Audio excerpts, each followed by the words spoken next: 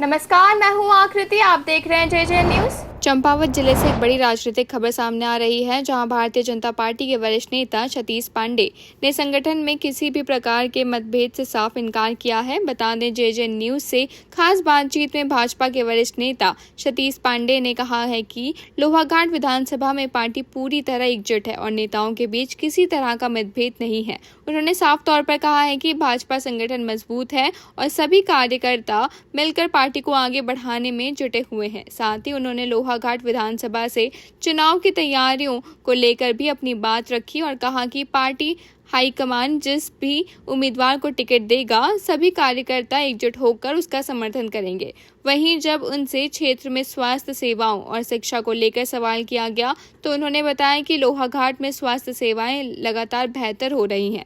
साथ ही सरकार शिक्षा के क्षेत्र में भी आगे बदलाव की दिशा में काम कर रही है। उन्होंने कहा कि सरकार का लक्ष्य है कि गांव-गांव तक शहरों जैसी शिक्षा व्यवस्था पहुंचाए, जिससे स्थानीय युवाओं को बेहतर अवसर मिल सके। उन्होंने माना है कि जब गांव में ही अच्छी शिक्षा और सुविधाएं उपलब्ध होंगी तो पलायन को भी रोका जा सकेगा। तो साफ है कि चुनाव से पहले भाजपा संगठन अपनी एकजुटता का संदेश देने में जुटा हुआ है। अब देखना होगा कि आने वाले समय में टिकट वितरण के बाद ये एकजुटता कितनी मजबूती से बनी रहती है। नमस्कार, मैं हूं महेंद्र विष्ट। आप देख रहे हैं JJ न्यूज। मेरे साथ इस समय मौजूद हैं भाजपा के वरिष्ठ नेता सतीश चंद्र पांडे जी। पांडे जी, आपका JJ न्यूज में स्वागत है। बहुत बहुत धन्यवाद आपका महेंद्र जी। सर, विधानसभा 2027 की तैयारियां जोर शोरों से चली हुई हैं और आप लोहाघाट विधानसभा से भी आप एक चेहरे के रूप में हैं और लोहाघाट में इस समय तकरीबन आधा दर्जन प्रत्याशी हैं और भाजपा किस तरह से तैयार है? ऐसा है कि भारतीय जनता पार्टी में किसी भी व्यक्ति को टिकट मांगने का अधिकार है। हमारे यहाँ एक परंपरा ये रहेगी, अगर बूथ अध्यक्ष भी टिकट मांग सकता है और भारतीय जनता पार्टी जो कर्मठ कार्यकर्ता है उनको किसी को भी, चाहे बूथ अध्यक्ष हो, मंडल अध्यक्ष हो या उससे वरिष्ठ कोई कार्यकर्ता, किसी को भी टिकट दे सकती है। और ये अब सबने अपनी अपनी तैयारी करनी है और जो हमारे ये अनुशासित पार्टी है, जो हाईकमान का जो दिशा निर्देश होगा उसी को टिकट मिलेगा, उसका जैसा दिशा निर्देश होगा और सभी लोग एकजुट होकर कार्य करेंगे। आपको दावेदारी करना कोई गलत बात नहीं है, क्योंकि सबका अधिकार है। संदेश संगठन पूरा, जिसको भी हाईकमान टिकट देगा तो उसके प्रति काम करेंगे। अब थोड़ा सा कभी कभार बड़ा परिवार होता है, थोड़ा सा दो बर्तन टकराते हैं, थोड़ी देर बाद आवाज आती है, फिर वही सभी लोग शांत हो जाते हैं। इतना बड़ा इससे ही नहीं है कि हम अलग अलग धड़े में बटे हुए, ऐसा ये कहना गलत है और सभी लोग एकजुट होकर कार्य करेंगे। आप वर्तमान हमारे प्रदेश की यशस्वी मुख्यमंत्री जी की का जो विजन चल रहा है कि पूरा जनपद चंपावत एक आदर्श चंपावत, उसके तहत तमाम विकास कार्य हुए हैं। अब जहाँ तक सड़कों के विकास की बात है, बहुत सारी सड़क बन चुकी हैं। अभी 38 सड़कों की बहुत जल्दी स्वीकृति आनी है। सड़क और ये सब छोटे छोटे तो सतत विकास की प्रक्रिया है।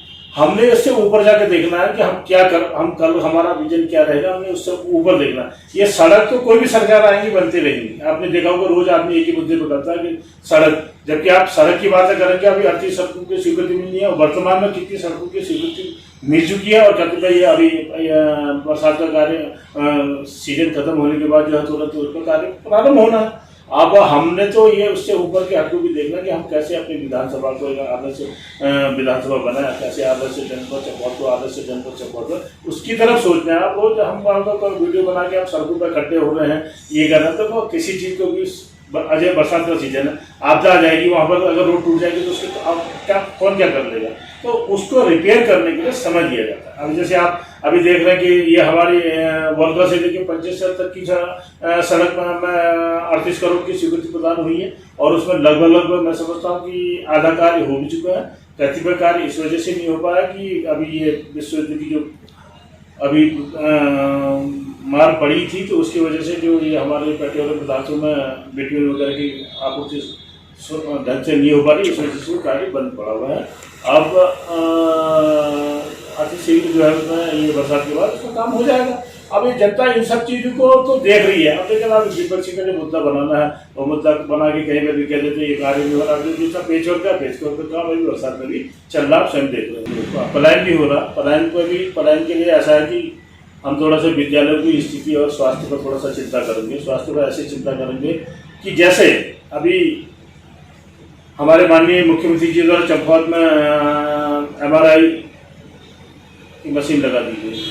ऐसे ये तो चलो मुख्यालय है, ऐसे छोटे छोटे हम इन सब चीज़ों को दूरस्थ अगर गांव तक हम ये व्यवस्था पहुंचाने लग जाएंगे तो उससे क्या होगा कि वहाँ का पलायन भी, क्योंकि आदमी थोड़ा पलायन किसने शिक्षा और स्वास्थ्य की वजह से ज़्यादातर पलायन कर रहा है। शिक्षा की व्यवस्था में अभी आपने देखा होगा माननीय मुख्यमंत्री जी द्वारा टैक्सी के माध्यम से जो दूरस्थ विद्यालय हैं तो वहाँ पर अगर बच्चों को 2-2, 4-4 किलोमीटर पैदल आना है तो वहाँ पर अभी व्यवस्था भी 3-4 दिन पहले से ये व्यवस्था प्रारंभ करनी है और जहाँ पर और कमी हो रही तो उसको और आगे बढ़ावा दिया जाएगा।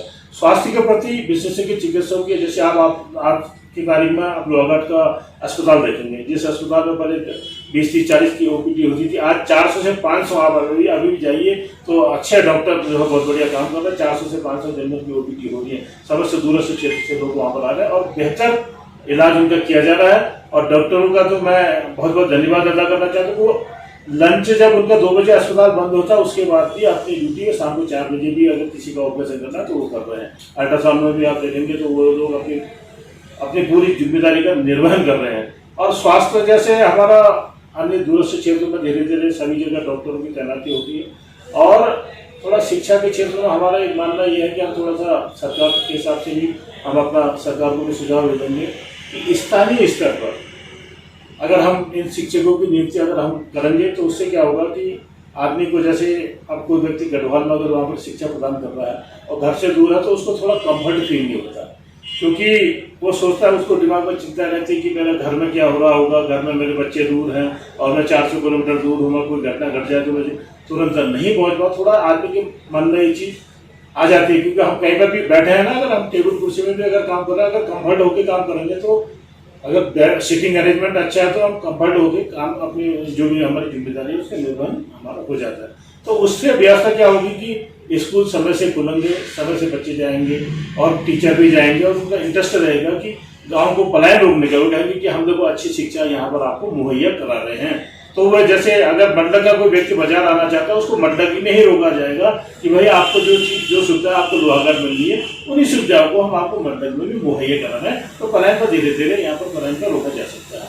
धन्यवाद पांडे जी। आज की इस खबर में बस इतना ही। बाकी की अन्य खबरों के लिए बने रहिए JJ न्यूज़ के साथ। धन्यवाद।